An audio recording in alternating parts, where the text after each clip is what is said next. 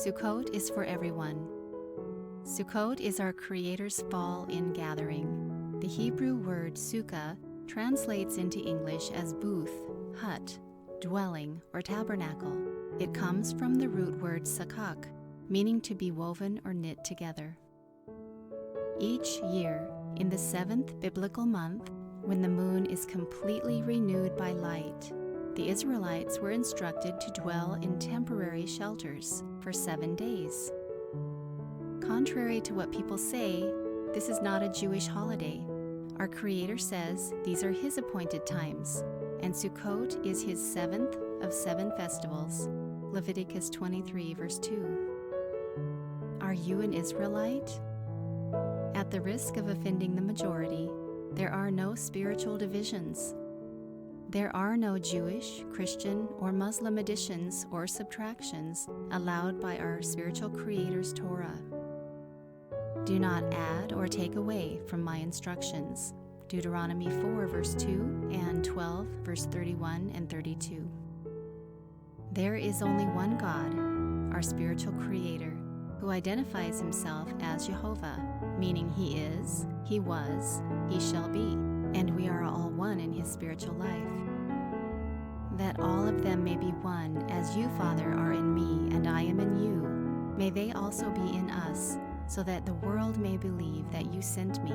John 17, verse 21. But he who unites himself to Jehovah is one with Him in spirit.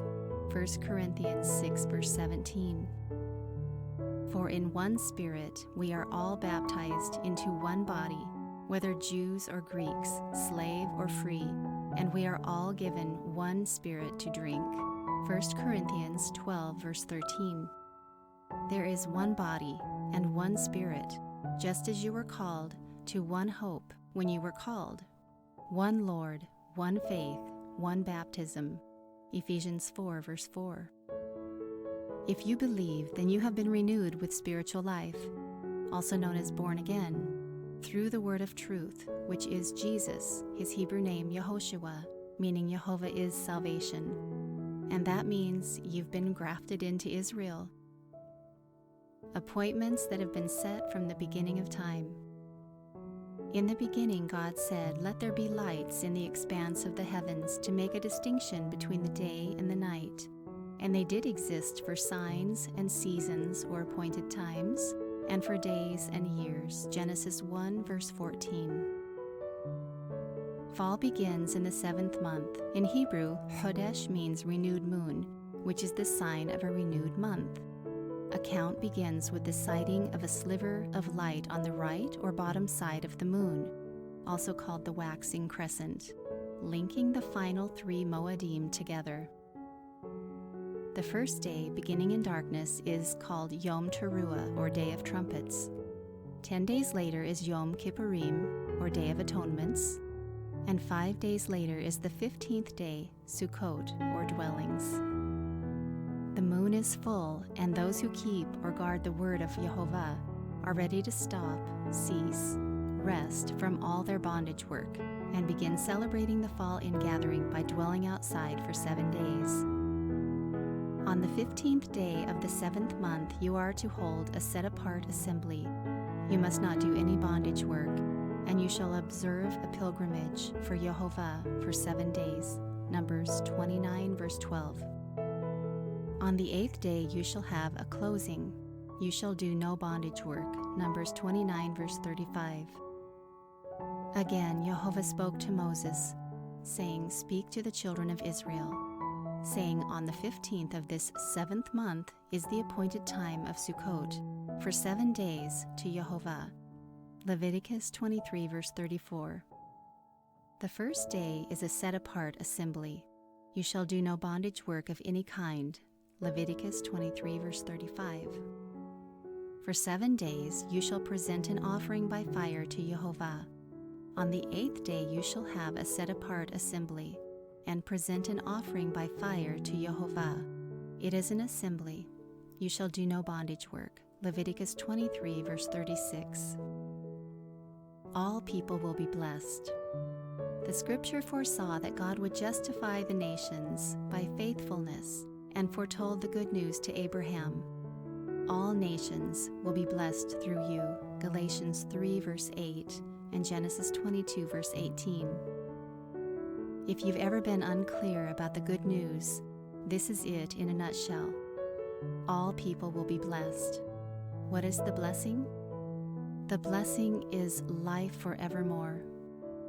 It is like the dew of Hermon falling on the mountains of Zion, for there Jehovah has bestowed the blessing of life forevermore.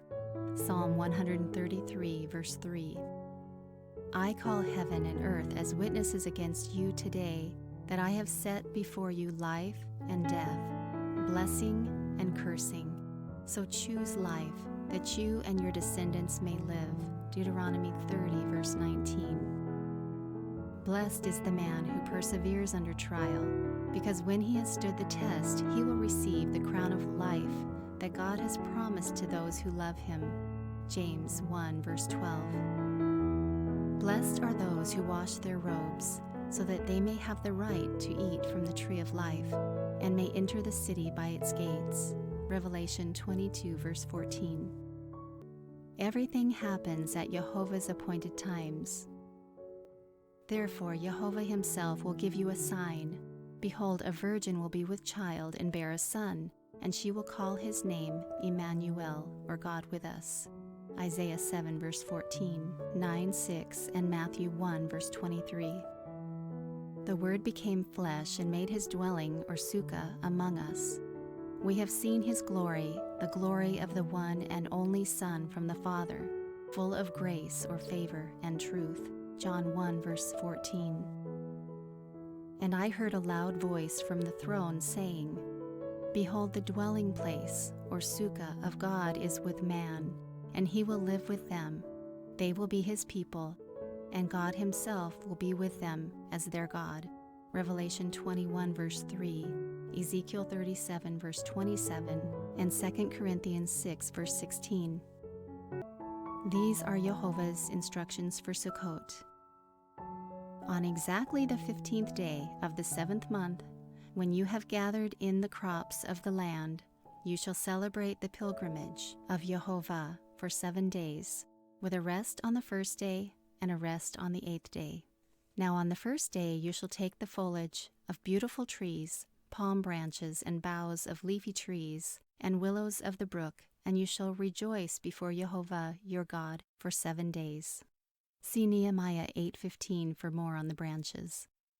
You shall celebrate it as a pilgrimage, or a Hag, to Jehovah for 7 days in the year.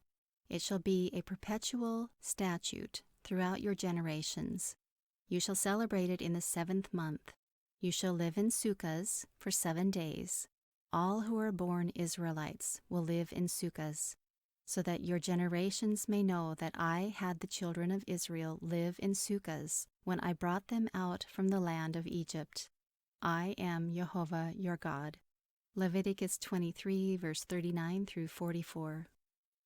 How to begin keeping Sukkot.